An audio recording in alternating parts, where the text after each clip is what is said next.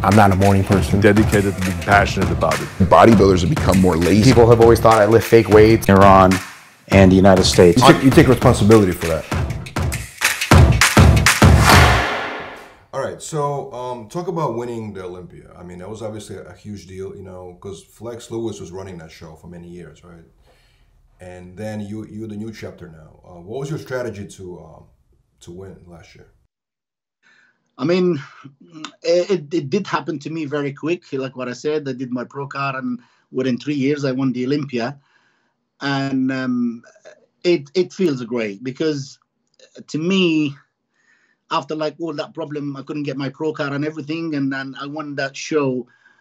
Over there, our side, like I said, now everybody, that area, in the Arab countries, in the African, whatever, Libya, or everybody wants to be like Kamal. It's unbelievable. You see people, they comment, even now because I'm prepping for the Olympia, defend my title and everything. You will see some comments, and sometimes my messenger rings, and you answer the messenger like, see, an old lady. I'm talking old women. Oh, Kamal, God bless you. They will pray for you. Like it's unbelievable. I'm very, very happy with it. Everybody around me, all that area, they're proud for everything I did. It's unbelievable, especially when we repeat this year. That's interesting because you came at a point of the spectrum where Kuwait was really strong. The Oxygen team. They were putting a lot of effort into getting that title, and of course the Men's Open as well. They were bringing a lot of energy, and then suddenly you came in, and you became the champion. Like you kind of took away their momentum a little bit. Yeah, I know what you mean. I mean, Badr Budai is a good friend of mine. I mean, I know him a long time. When I was in Qatar, he's always bringing a team actually to Qatar Golden Cup. So bringing a team there, I competed against most of his teams. He always trying to bring the best to beat me as well, but he never did. So, I mean, yes, Kuwait, Badr Budai, he's changed the game over there in the Middle East. He really he had at the moment we know he's got the most beautiful gyms in the world, and he's got, you see, like most of the big guys, they go and prep there, and he's done very, very, very well. But again, if you don't have the right physique, the right shape, if you have the money in the world, if you have the best equipment in the world, you cannot win. We are bodybuilders, and I'm blessed with that. I think I'm blessed with the genetic. I'm blessed with the physique that you're born with it. Okay, we do the hard work same as everybody, but it is Kuwait. It changed the game in the Middle East. Sure. Well, of course, they had a lot of success too. I mean, Brennan Curry is the current Mr. Olympia. I mean, he's part of the Bader's team as well, which is, of course, that was a huge accomplishment as well. But they also get a lot of criticism sometimes. They feel like people go there just to get they put on this mass, and a lot of people saying that a current bodybuilder is not as conditioned as it used to be, and I feel like a lot of people kind of point fingers at them. Have you ever heard that before? That they kind of changed the physiques? Okay, I would say they changed the physiques, but it's not. I mean, okay, they changed the physiques, but we haven't seen much from Oxygen, like what we've seen. I mean, Brandon, I mean, he's okay, we've seen him change, but Brandon, he's been a champion before even he goes there. All right, I mean, yes, they have. You see the difference, because I lived this life when I moved to Qatar. When you go there, you will have everything it's exactly done, set for you. You don't have to think about, okay, because I came here now and I've met with a few pros here. What's the different life? When I went to Qatar, so the government there, they will take care of everything. You don't have to think about your salaries, your bills back home. How much is your bills back home? 10,000. Here is 10,000. Pay your bills. You don't have to think of nothing. Your stuff, your gear, everything. And then they have the good equipment, good gym. So if you don't improve, that means you've got some problems. It's definitely, you've got some problems. That's why whatever goes there, they will take care of them 100%. So you don't have to think what's back home. Everything will be done. It's about money. Here we go. You sort yourself out. You come here and train. As you see Brandon and you see all these guys there, their food is prepped already in time. They don't have to think.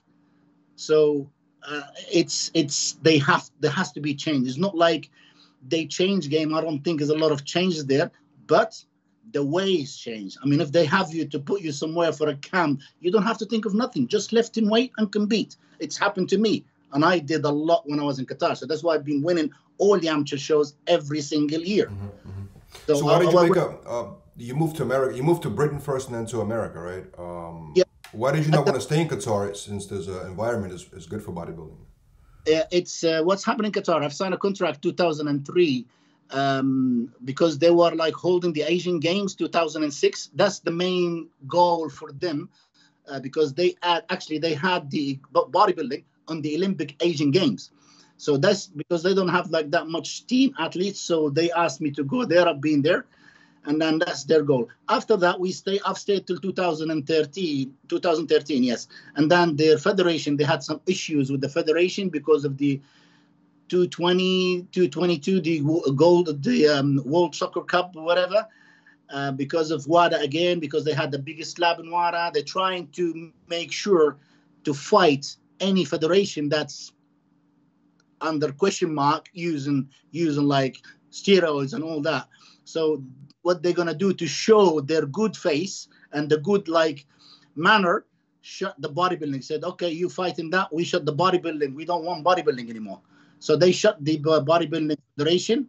And so for me, to be honest, they've said, you stay here, same salary, same this. I said, no, my life's competing. I had to compete with just salaries, not. But now it happened after the revolution of Libya. Like I said, this is time anyway. I said, thank you so much. You've done me. You looked after me very well. I want to move to compete for Libya. So their federation shut, and then that's where I moved to compete for Libya, and that's when I wanted my pro card. But these guys, they looked after me very, very well. And I mean, to be honest, I made all my success money or finance-wise from there, to be honest. But now you train you in Florida right now, right? You're in America.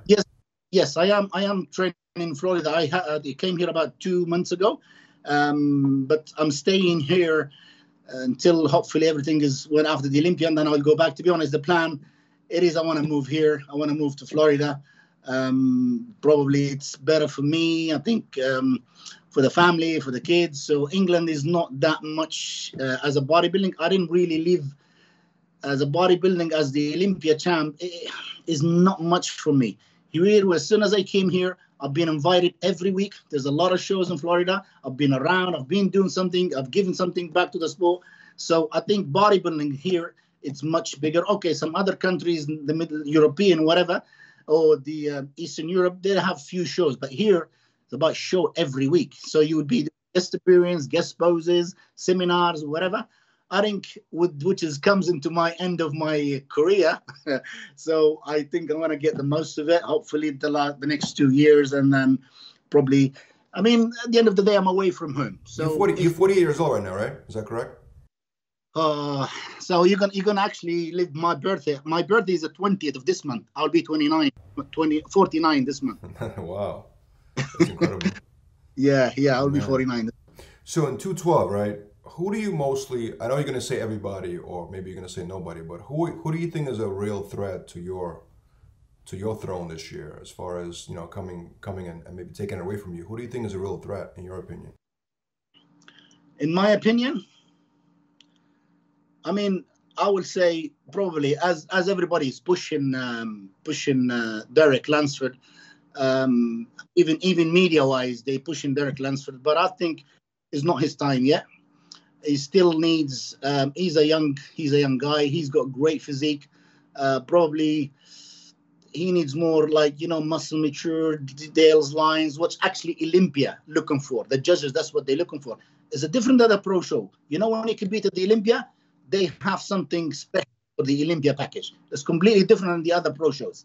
So I think he's still because we've seen him 3 years now competing at the Olympia. He never ever had it 100% spot. It's not he's not training well, or he's not, because I think of his body. He's still young. He's still like he's not been having like a long time. Sean Clarita, he's improving all the time. I know he's a tiny, he's small, but he's good. I think he's dangerous as well. I think this is three. They will be like, to me, the same top three last year. But again, they improving. I am improving. Everybody does their work. So I'm not gonna let go, and I'm gonna give 100% to defend that title.